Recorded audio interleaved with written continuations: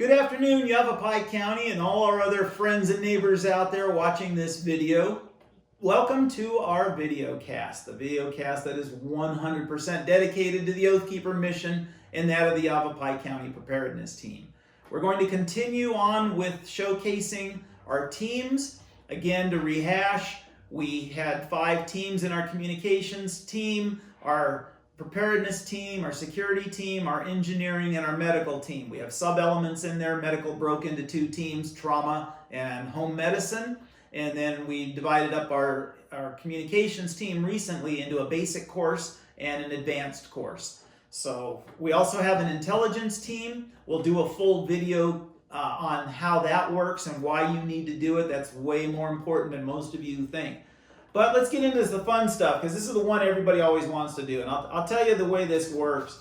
When we first set up our community preparedness team, we started with communications. That is the most vital. Without commo, you have nothing. Like the military says, you ain't got commo, you ain't got jack.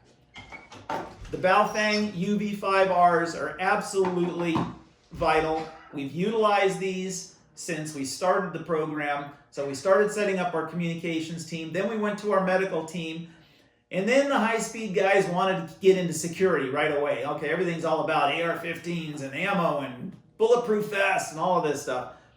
We did security dead last because it just isn't that necessary in the interim when you're first setting up your groups. We may bump that up a little bit in our recommendations based on our conditions today, but one thing I want to let you know is this is absolutely one of my favorite subjects, is security. Being a former U.S. Army Ranger, being professionally trained as a bodyguard and executive security, having an extensive martial arts background, I thought I had a pretty good understanding of what it takes to set up security for something like this. But what really helped me a lot is that I do have a minor law enforcement background. I spent 7 years as a volunteer working with the Citizen Patrol of Chino Valley Police Department, spent time in uniform in a patrol car patrolling the streets at night, and also working with the containment team because of my other skill set and my military background in training their team that was a preliminary to a SWAT team. So being involved in law enforcement changed my entire outlook on civil affairs. And there's a reason why the military stresses a lot on civil affairs and how you operate in a civilian environment with a military team. Back when I was in the service, it was S1, 2, 3, and 4. Didn't know anything more than that. Then all of a sudden they came up with S5, which is what's designed at the upper levels to deal with civil affairs, working with a community, working with the local politicians. This is extremely critical because the reason for having a security team is to protect your environment. But a lot of guys have the wrong concept as to how this works within Oath Keepers. All right. Number one, we stress this a lot. The Oath Keepers security team is not a militia. Oath Keepers is not a militia. We have no authorization from the local government or from our county or at the state level to be a militia. We are not paramilitary. All right. The word para means to work alongside of, like a paramedic works alongside doctors in the field. We are not paramilitary, and trust me, the U.S. military doesn't need our help. I don't care what kind of skill set you've had from before. They've got new guys in place. They're doing just fine. What we are, in fact, is para-law enforcement. And let me explain how that works. The best way to be involved in other operations outside of your own groups is to work direct with your law enforcement. Coordinate with them. Step up to volunteer to assist. We also put out to our guys, get involved in your citizen patrols. Go to the VIP Academy, the Volunteers in Protection in your local area. Some people call it Volunteers in Police Service. There's different names for it. Mostly run by your county sheriffs. So that if you want to be involved in that type of operation where you're armed, you're in a patrol car, you're out there doing everything most deputies do with the exception of getting involved in direct confrontations. It's a wonderful experience. You will learn a skill set that will help you be involved in an Oath Keeper security team. So we always recommend a volunteerism. But for our purposes, your primary objective, number one, top of the list, is to be able to protect yourself. All right? You come first, because just like in any disaster, if something happens to you, you now become part of the problem instead of part of the solution. And who's going to take care of your family if you're injured or incapacitated in whatever way? So being in security means to be able to protect everything, including yourself. Next is you want to protect your family. Once you've protected your family, your home is squared away, you're squared away, there's no injuries, then you can branch out and take a look and see if your neighbors are having problems. You start to protect your neighborhood. Now, we do have full plans for our security team for neighborhood protection groups, and we do have a neighborhood protection plan, which gets into a lot more elaborate preparedness. But right now, I just want to give you a thumbnail sketch of what the security team is all about within an Oath Keepers group. We also provide security during disasters. Now, you may have seen in many cases where Oath Keepers have deployed around this country in Texas, in Louisiana, Mississippi, Florida. In fact, there was a team actually went to Puerto Rico during the hurricane. So those guys go in there to help provide not just disaster recovery, but also to provide security for certain areas, because law enforcement will be stretched so thin that there's no way they can be everywhere. So there's certain facilities that have to be guarded and protected, and the Oath Keepers have always stood up and volunteered to help protect medical supplies, to help protect food and water resources, things of this nature. So disaster security is a big deal. There's a lot that can go on the ground. We want people that are competent, well-trained. Usually when a call to action comes out, they're looking for the former trained professionals. They will take other volunteers in there and they'll work with them on the ground, but this is something for the guys that are more advanced and have a skill set that's already useful. We also use our security team to protect our meetings. When we hold a meeting now, our group, this is the Yavapai County Oath Keepers and the Yavapai County Preparedness Team. We are the largest active group in the United States. Our meetings are now running routinely over 300 people every meeting. It is really something to see when that many folks show up. But we provide security in the parking lots. We help people with parking when it starts to get a little tight. They're there to keep an eye on the vehicles. Obviously, we're in a situation with a lot of civil unrest and threats are flying back and forth between Antifa and BLM and all the crazy radical left-wing groups. So our guys are just there to provide security, to protect the parking lot, protect the vehicles. We have guys inside the buildings patrolling or standing guard posts in certain entrances and exits and making sure everybody's safe. So this is a big deal for once you get your groups going and you have a larger element showing up, then you want to have security team members on station. On rare occasions, we have done personal protection details. Now, these are extremely rare. It's not something we want to get involved with all the time. For example, here in Yavapai County, when Sheriff Joe Arpaio, who is famous nationwide, it's America's toughest sheriff, very well known for the tent city jail he set up and putting guys in pink underwear and all this kind of craziness. So Sheriff Joe was running for office again, so our team got tasked on several occasions when he was here in Yavapai County to provide a personal protection detail. Again, just to keep the perimeter secure, watch for the crazies.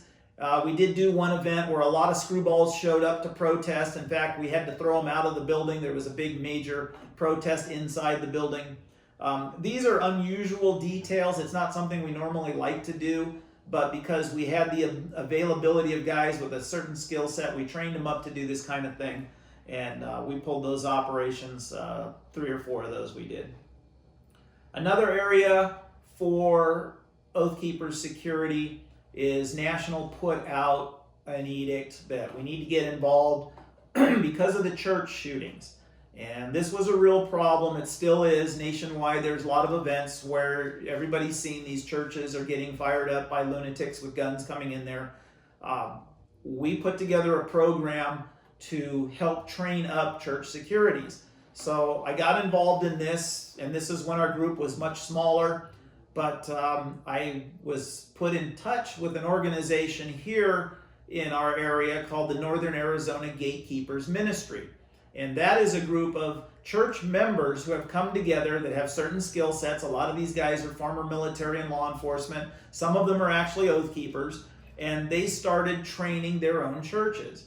Well, I assisted with that by putting together a group of guys that can go and train in other churches that are just getting set up. So we joined with NAGM, which was great because they'd already had a lot of the groundwork done. We hold monthly meetings. We get together at different churches to see the lay of the land and study different aspects of church security. And this is an extremely vital program that needs to be done everywhere. All of you guys forming up brand new Oath Keeper groups anywhere in the United States, get involved with your local churches. You're going to find, I'm sure, most of your members belong to a specific church, whether it's a Christian church, a Catholic church. We have members, we have a Jewish synagogue here. We have no Muslim mosques in the area to speak of, one little tiny one, but the idea is to protect freedom of religion. Everybody has the right to practice their own religion, but everybody's churches are at risk for not just shootings, but there's child molesters, there are people who cause disruption that'll try to steal things from a church. There's a lot of aspects to church security. So when that word went out, we put together a program, and I'll talk a little bit more about it towards the end because it blended in with what we're doing with our security team anyway. But there were several things that we felt when we started training that they absolutely need to know about. So that was a vital part of our program. And then I'll touch on this right after the break a little bit, but our security team is also involved in Operation Guardian. Now, after all of this civil unrest going on around the country, National had come up with a program that they call Operation Defend America. We had already started our program in our local area for our county specifically, so we continued on with it. But we call it Operation Guardian, and it's basically the same thing, and I'll go into a few more details, but it's being able to stand up a group of individuals to protect your community. That's important. Protect infrastructure, primarily. The infrastructure is absolutely vital, especially because we live in a retirement community for the most part, and there are certain things that need to be protected. I want to go into more details on that on another video because as this progresses, this is becoming more and more prevalent out there. People are standing up armed to the teeth, and we don't know if they're trained, if they're properly equipped. We have a plan for that because we want to avoid problems out in the community. So real quick, I just want to blend into this. Operation Guardian is a program that we put together not just for Oath Keepers. This is recruiting, and let me be specific, not just the Oath Keeper security team. They're automatically involved in that. They get assigned to wherever we need them. So they're part of that program, but we're also recruiting from our general membership and from our community. And we are in fact working with other organizations like 3%ers, militia groups, anybody that's willing to stand up and help protect our community. In a nutshell, it's designed to provide security and as a backup force to our law enforcement because they are going to be stretched thin. In fact, in some of our smaller communities, we have very tiny law enforcement capability, so they could not possibly handle a large disaster with as far as protesters coming in from out of the area or even from within the area. So the main idea is to protect the infrastructure, the gas stations, the grocery stores, protect businesses from being burned, protect our pharmacies from being looted. In LA, they had, 170 plus, 180 pharmacies were robbed and looted in the first few days of the rioting and looting because the gang members want the drugs, and the drug dealers and the drug addicts want the drugs. So those pharmacies may be vital to the local population, so those need to be protected.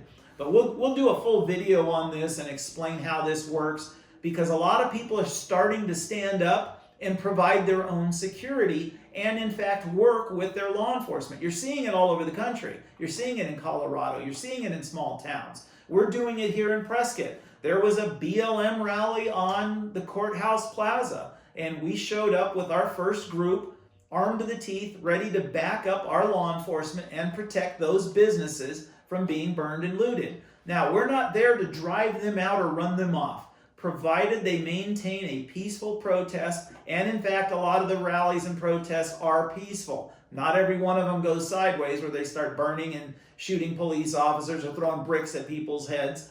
But the idea of upholding and defend the constitutional aspect, they have the right to protest, bottom line. So we're just there to make sure everything stays peaceful, to back up the police and provide any assistance. Okay, so the skill sets that are required for this are, number one, you've got to be level-headed. You've got to have people that are willing to cooperate, take orders, and be willing to be trained. We don't need some loose cannons out there that just want to go out there and get into a gunfight. That's the worst thing we could possibly do. So make sure you screen your people. More critically, you need to make sure they are not prohibited possessors. And how do you do this? You can't run a background check, but the government can do it for you. If you've got people that have a concealed weapons permit, that's your background check. That's all you need. If you have people that can provide recent proof, usually 6 months to a year maximum, that they've purchased a firearm, that lets us know that they are not a prohibited possessor. So that's a critical one.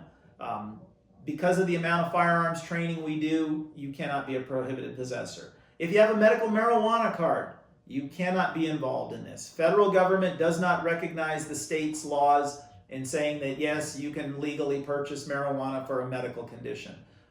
As a firearms owner, that's a no-go. You cannot possess guns or ammunition, and you cannot be in a household that has guns or ammunition, regardless. So that's the first step. Get past that, and then we moved on. Okay, your individual members, the kind of guns they're going to be carrying, obviously, are very powerful weapons. We've seen what these guns do on the streets. They need to be skilled. We don't want people to just go out and buy an AR-15, load a magazine, and go out and stand there because they think they're ready to deal with the problem. They must be skilled with their rifle. They must also be skilled with their pistols and their shotguns. Whatever weapons they are carrying, it's incumbent upon you that are running the security operations and the security teams to make sure they're qualified. One thing we do here with our group is we run to ASPOS standards. That's Arizona Police Officer Standards of Training. We felt that if we could show our local law enforcement that our guys are trained to the exact same standards that their officers are trained on the streets, that they would be more accepting of having us out there with guns. So again, that's up to your guys to run your training programs, to make sure they have qualifications. Most police officers' standards of training, regardless of state, are posted online. They are not considered classified information. You can download those wherever you are and read the protocols and then set up a range and run your people through that. If you have an opportunity to train on a range with volunteer police officer firearms instructors, they can run you through some of these courses and you can set it up with them. Or if you're working with volunteer groups, you'll be training with your normal law enforcement agencies. So you'll be able to get that certification that says, yes, I went through this. Now, paperwork is not critical. What I mean by that is you don't need a certificate you can put up on a wall like you went to Gunsight or one of these other high-speed, low-drag, really expensive schools. What you want to do is just document that your individual members have been through this training and have performed at the proper levels. That's important. As far as other members coming in, all of them can be trained up to a certain level. So what we've done in our group was also put together what we call our OSR, Oath Keepers Security Reserves. So we have a security team. They have to meet a much higher standard. And then our OSRs are a separate group of individuals that can volunteer if we have a bigger event Let's say an elected official is coming in to speak to us, or our county sheriff is coming in to speak to our group, and we have a huge event, which right now all our events are huge. These guys can be called upon to assist our security team as a backup force. So they won't have the same skill set and knowledge, but we can post them up on certain doors just to keep an eye on things. We can post them up with other security team members so that they're always up, and we always run in buddy teams, minimum 2, and then 4-man teams when they're out operating, and then break that up into more 4-man teams. But they can do other tasks, so they're not as highly skilled, but they're useful, and they want to volunteer and do something. So we came up with a program to train them for that. So there are 3 areas, and the security team is the hardest team to be on. And it's not just the physical capability. Not everybody in our team is, these guys aren't able to go out and do things back to military or law enforcement standards. They're not going to run 5 miles and things like that. But they are physically capable of dealing with short-term deals. They can stand on their feet long periods of time. They can handle their guns. This is what's critical. But we came up with 3 areas that they absolutely have to be skilled in. So the weapons training is not your primary aspect. There are things that other people working within the security element can do. And again, it gets back to your radios. They have to be skilled in communications, because a security team cannot operate properly if they're not on comms. They've got to be able to communicate with one another on the ground. So communications is extremely important, especially when we're running the kind of operations we're doing now under Operation Guardian. We're out in a large area, we're patrolling an entire city block that's got a huge number of areas to cover. Our communications are absolutely vital. The secondary is the firearms aspect, but you want to make sure that all of your people have those skill sets as we discussed, because it's all about shoot, move, and communicate. And actually, in most cases, it's communicate first, then you shoot, then you move. So communications is critical. The other area that is critical for our guys, because it is an absolute requirement to have an IFAC, improved first aid kit. So medical training is absolutely critical. Our last meeting, our security team meets for 2 hours before our main meeting. They meet from 12 to 2. And then they set up their perimeter and run their rotations, and they set up their guys inside the building, and they protect the facility till everybody has left. So what we did is we ran a Stop the Bleed only on the hands-on. Now we do full Stop the Bleed courses where we have to do a video presentation, and then we train you in the use of the cat tourniquet, the wound packing gauze, and the compression bandages. And in fact, we teach 2 different tourniquets. We use the RATS tourniquet as well. But we decided this go around, we got all the security team guys together, including outsiders from other groups come in. We've got several different 3%er and militia groups that are working with us now.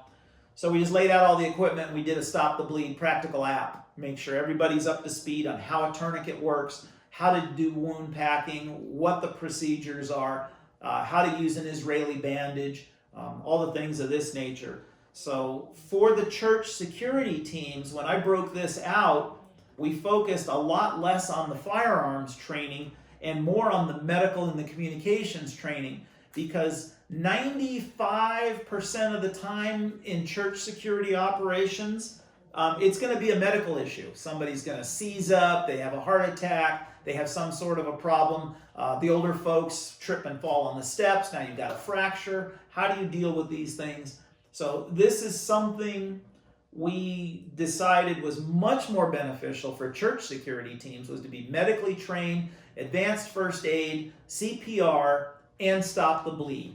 Those are absolutely mandatory. And then we get into the equipment. Now, to be part of even a church security team, obviously you're going to need a handgun, because you're not carrying a long gun inside a church. It just doesn't happen. Most of these guys will work undercover.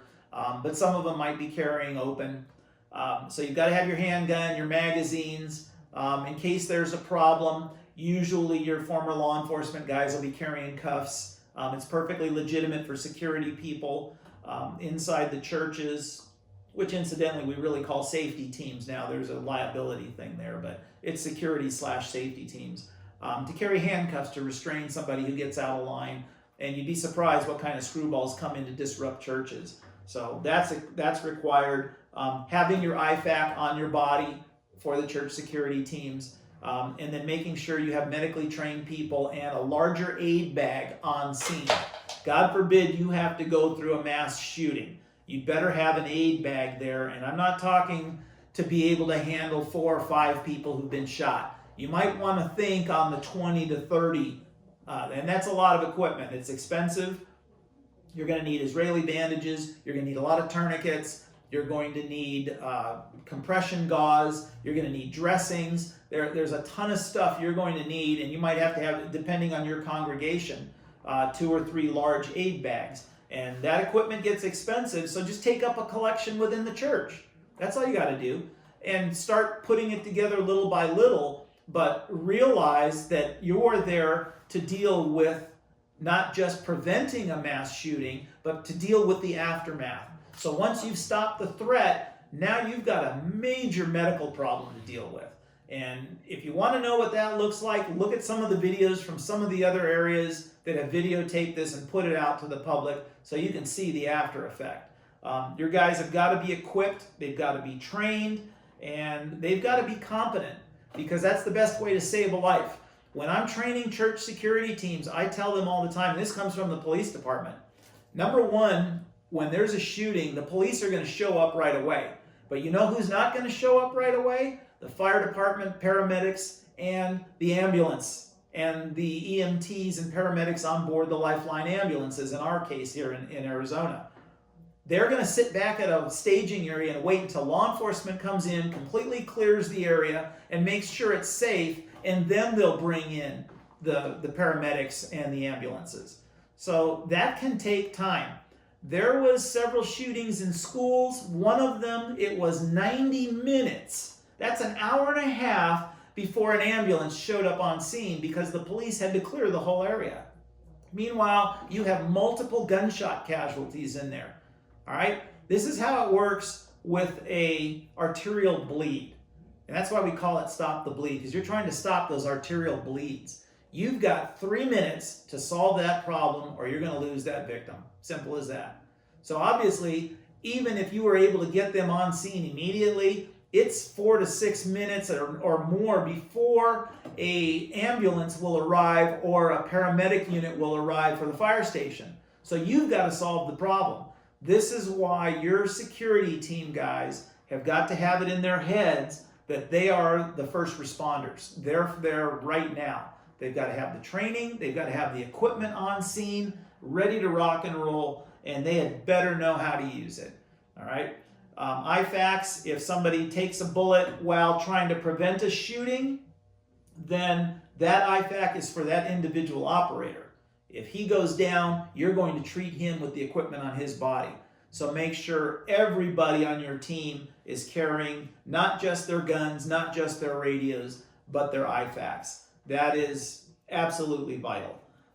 Again, if you have any questions, comments, this is just a very short overview of what our security team does, what we are, what we're not. This is a constantly evolving thing. These guys train on a routine basis. A lot of us get together, even though we're meeting twice a month, we'll go out once a month minimum and get in the field and do live fire practice. It's very important that new people you're going to bring on board a security team before you allow them to operate, that they are in the field. You check them out with their firearms, make sure they're safe, and start to train them up. So again, questions, comments, concerns, contact me at ycoathkeepers@gmail.com. That's YC, Yankee Charlie, Oathkeepers, plural, @gmail.com. Send me your emails, send me your questions, comments, concerns, and I will address them as best I can. If you need advice on how to start a team, contact me. I'll get you going one way or another. The hardest thing about getting a church security team up and running is just finding volunteers, people that want to do it. Ask for your former military, your former law enforcement right off the bat. Those are your best people to start with. In any congregation, you probably have doctors, nurses, EMTs, paramedics. You're going to need professional medical people to help train your team. I'll guide you on what you need, but you're going to have to find the people to train you and how to do it. Go to YouTube University. Trust me, there's nothing out there being taught that's not available on YouTube. And then go back and train it. All right, that's it, guys. That's how the security team works. That's what we're all about. You guys have a great day, and thanks for watching.